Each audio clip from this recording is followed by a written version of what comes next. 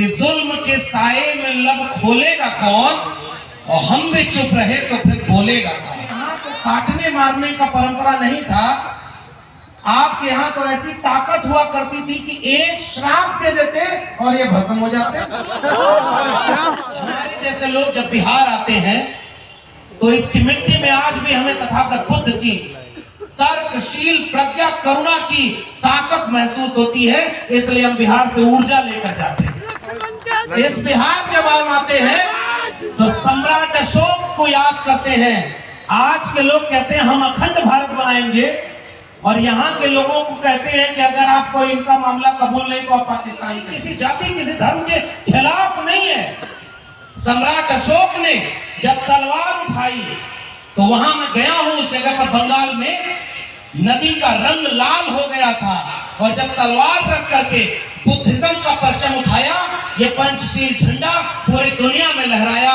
उस ताकत का नाम है सम्राट। बड़ जात बतियौला से और छोट जात लतियौला से, ये मुहावरा किसने बनाया था?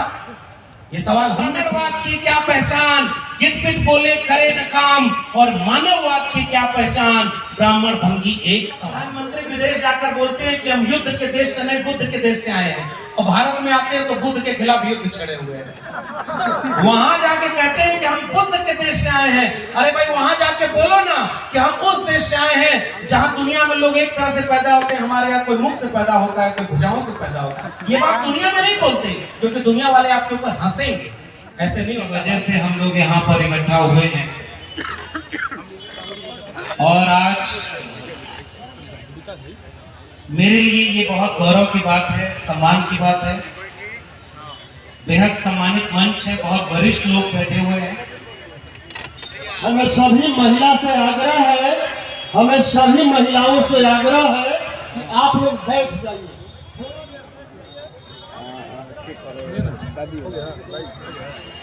अब बहुत ज्यादा हो गया है, मैं सीधे इस बात पर आ रहा हूं कि हम जैसे लोग इस बात को समझते हैं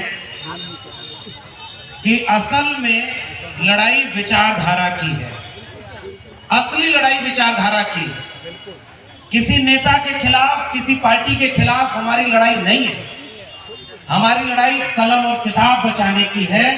और मैं शुक्रिया अदा करता हूं फतेह बहादुर जी का, और उससे ज्यादा शुक्रिया उस राजनीतिक दल का करना चाहता हूं जो अपने विधायक के साथ कंधे से कंधा मिलाकर खड़ा है और उन्होंने हिम्मत दी है। एक शेर बड़ा मौजूद है कि जुल्म के साए में लब खोलेगा कौन, और हम भी चुप रहे तो फिर बोलेगा कौन। इसलिए मैं पूरी तरह से इस बात की, इस लड़ाई की, इस वैचारिक लड़ाई के साथ खड़ा होने आया। क्या बोला था इन्होंने, फतेह बहादुर जी ने? उन्होंने माता सावित्रीबाई फुले का कोटेशन बोला था। इस मंच पर आदरणीय शिक्षा मंत्री चंद्रशेखर जी बैठे हुए हैं। इन्होंने क्या बोला था? अधम जाति में विद्या पाए, भयउ यथा अहि दूध पिलाए। और इस बात के लिए कहा कि हमारी पूरी लड़ाई मान सम्मान की है, और जिस ग्रंथ में हमारे लोगों के लिए कोई गलत बात लिखी होगी तो हम उसकी आलोचना करेंगे। क्या बोला है तमाम उन बहुजन लोगों ने जो ये सवाल खड़ा किया सम्मान और स्वाभिमान का? तो गर्दन काटने और जीभ काटने वालों को मेरा एक सवाल है, भाई आपके यहाँ तो काटने मारने का परंपरा नहीं था, आपके यहाँ तो ऐसी ताकत हुआ करती थी कि एक श्राप दे देते और ये भस्म हो जाते। ये तो हिंसा आपके धर्म में तो थी नहीं। इसका मतलब कोई ऐसी ताकत नहीं है, कोई ऐसा श्राप बना ही नहीं है, वरना गर्दन काटने की बात नहीं करनी पड़ती। इसीलिए सबसे पहली बात यह है कि वैचारिक लड़ाई कलम और किताब से लड़ी जाती है, और त्रिशूल और तलवार के खिलाफ कलम और किताब की लड़ाई का साथ देने के लिए मैं इस मंच पर आया हूं, और आप सबके सामने ये कबूल करता हूं कि इस कलम और किताब की लड़ाई को हम आगे बढ़ाएंगे और कलम किताब को जीतने की बात करेंगे। आज ये कार्यक्रम जो हुआ है, ये कार्यक्रम माता सावित्रीबाई फुले के ऊपर, और ये होता है एक वैचारिक आंदोलन। अगर आपको फतेह बहादुर जी की कोई बात गलत लग रही है तो आपको यह कहना चाहिए कि ज्योतिबा फूले और सावित्रीबाई फूले गलत नहीं कह सकते। अगर आपको बाकी लोगों की बात गलत लग रही है तो ये बात तो हजारों साल से हमारे पुरखे पूछते आए, तुम कत बाबन हम कत सूद और हम कत लोहू तुम कत दूध। मैं और चौपाइयां पढ़ता हूं, मैं तो अपने ऊपर बात भी नहीं कर रहा हूं। प्रोफेसर जी हैं, शिक्षा मंत्री जी, और आदरणीय आलोक मेहता जी बैठे हुए हैं, अनिता जी बैठी हुई है, मंत्री हैं। मैं आप लोग के सामने देखिए शुरू में एक बात कहना चाह रहा हूं। आलोक सर जब बोल रहे थे कि हमारी सरकार है तब ये कार्यक्रम हो रहा है और ये जलसे की तरह हो रहा है, और फर्क देखना होता तो आप हमारे यूपी में आ जाते, वहां अयोध्या मथुरा काशी तीनों है, और अगर आप इस तरह का कार्यक्रम चलाएंगे तो उसके लिए बुलडोजर खड़ा हुआ है। ये अंतर है उनमें और हम में। वहां पर कांवड़ लेकर जाने वालों पर वहां के मुख्यमंत्री फूलों की बारिश करते हैं, और 69,000 शिक्षक भर्ती के घोटाला के शिकार एससी एसटी ओबीसी 500 दिन से ज्यादा समय से आंदोलन कर रहे हैं, उनके ऊपर उनकी पुलिस लाठी चलाती है। और बिहार एक ऐसा राज्य है जहां तलवार और त्रिशूल के सामने आजादी के बाद पहली बार कोई सरकार ऐसी है जिसने एक साल में 5 लाख लोगों से ज्यादा को सरकारी नौकरी मिली। 5 लाख से सरकारी नौकरी ज्यादा देती। और अभी तो शिक्षा मंत्री जी बैठे हुए, शायद 13 जनवरी को फिर 1 लाख लोगों को नियुक्ति पत्र बांटा जा रहा है। और ये है वो बिहार की जमीन। इसलिए मुझे लगता है सर, हमारे जैसे लोग जब बिहार आते हैं तो इसकी मिट्टी में आज भी हमें तथागत बुद्ध की तर्कशील प्रज्ञा करुणा की ताकत महसूस होती है। इसलिए हम बिहार से ऊर्जा लेकर जाते हैं। इस बिहार जब हम आते हैं तो सम्राट अशोक को याद करते हैं। आज के लोग कहते हैं हम अखंड भारत बनाएंगे, और यहाँ के लोगों को कहते हैं कि अगर आपको इनका मामला कबूल नहीं तो आप पाकिस्तान चले जाइए। 45 करोड़ मुसलमान बाहर से भारत में आ जाएंगे, उसका क्या करोगे? इसलिए जब बिहार हम आते हैं तो सम्राट अशोक को याद करते हैं। ये इतिहास है आपका। हमारी लड़ाई किसी जाति किसी धर्म के खिलाफ नहीं है। सम्राट अशोक ने जब तलवार उठाई तो वहां मैं गया हूं, उस जगह पर बंगाल में नदी का रंग लाल हो गया था, और जब तलवार रख करके बुद्धिज्म का परचम उठाया, ये पंचशील झंडा पूरी दुनिया में लहराया। उस ताकत का नाम है सम्राट अशोक, और उसकी बात मैं बिहार में जब भी आता हूं तो याद करता हूं। ये बिहार मानव कर्पूरी ठाकुर की जमीन है। ये बिहार कर्पूरी ठाकुर की जमीन, इसलिए मैं कहता हूं, इतिहास इसलिए भी याद किया जाना चाहिए सर।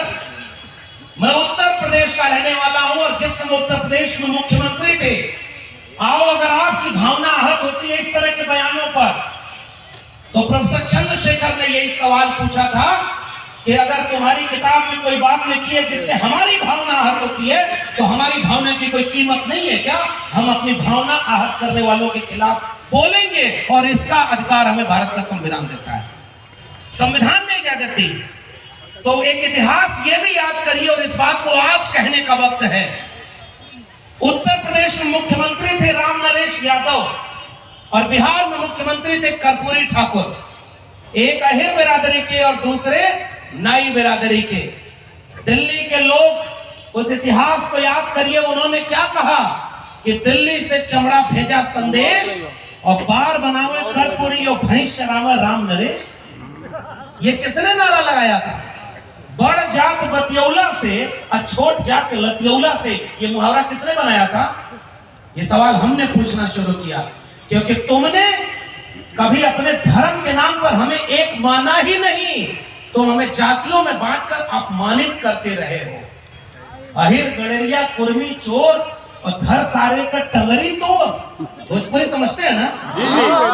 तब मैं बिहार में खड़ा हूं, और उस बिहार में जो समाजवादी आंदोलन, बिहार के लोगों का इतिहास पढ़िएगा, त्रिवेणी संघ का आंदोलन जो 90 की बात करता है, उसके बाद अर्जक संघ और बाबू जगदेव प्रसाद का आंदोलन, ये आज के नौजवान जितने आए हैं सेल्फी खिंचाने, मैं उनसे कहना चाहता हूं, पुराने लोग तो उस इतिहास के गवाह हैं।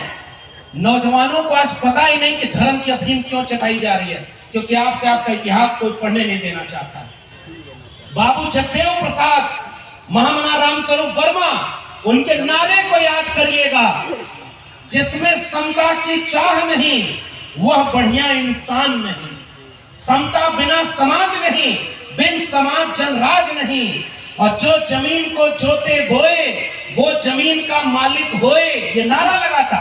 और समाजवादी जगह है ये भाई। बिहार के लोगों, आपसे ऊर्जा लेने के लिए मैं इस इतिहास को याद कर रहा हूं। क्या बोला था उन्होंने? दो बातें हैं मोटी मोटी, हमें चाहिए इज्जत और रोटी।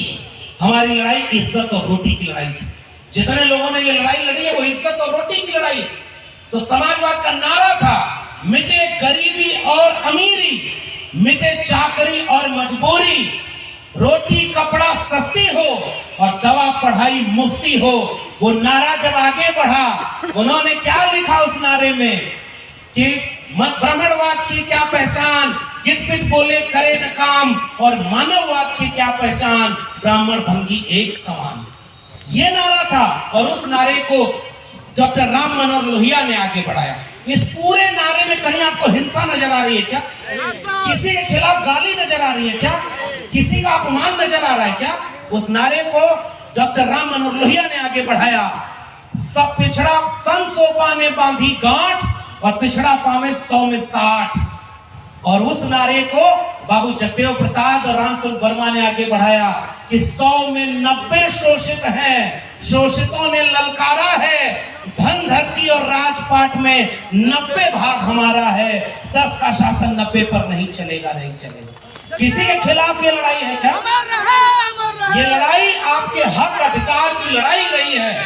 और उस नारे को जब आगे बढ़ाया, तब उन्होंने कहा कि जो जमीन को जोते बोए वो जमीन का मालिक होए, राष्ट्रपति का बेटा हो या चपरासी की हो संतान, और टाटा बिरला अंबानी हो, सबको शिक्षा एक समान। सबको शिक्षा सबको काम, वरना होगी नींद हराम। शिक्षा पर जो खर्चा हो बजट का 10वां हिस्सा हो, और सबको शिक्षा दे न सके जो, वो सरकार निकम्मी है। और जो सरकार निकम्मी है वो सरकार बनानी है। ये हमारी लड़ाई है, शिक्षा की कलम और किताब की लड़ाई।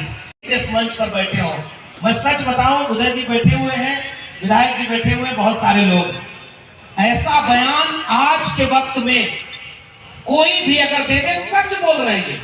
डॉक्टर अंबेडकर को कोट करे, सावित्रीबाई फुले को कोट करे, उनकी पार्टियां उनसे कहती हैं कि ये उनका निजी बयान है, हम इनसे सहमत नहीं है, हम सबका सम्मान करते हैं। और आपके नेता, मैं याद करता हूं, मैं इतिहास याद कर रहा हूं अपने लिए, और मेरे जरिए ये बात जहां तक जाएगी, राष्ट्रीय जनता दल के लोग बैठे हुए हैं, ये बात कहने में अगर संकोच भी करेंगे तो अपने इतिहास को हम जैसे लोग याद करेंगे।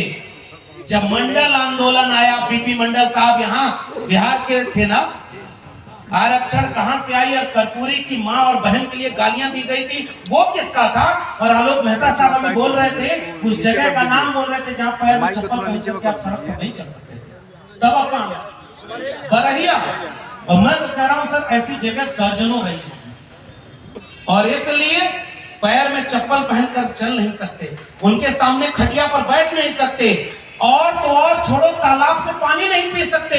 इससे इस देश के लोगों का अपमान नहीं हुआ था क्या? इंसान वो नहीं थे क्या? कलम पकड़ ली, वेद सुन लिया तो कान में शीशा पिघला के डाल दो। दुनिया में कहीं ऐसी बात लिखी गई है क्या?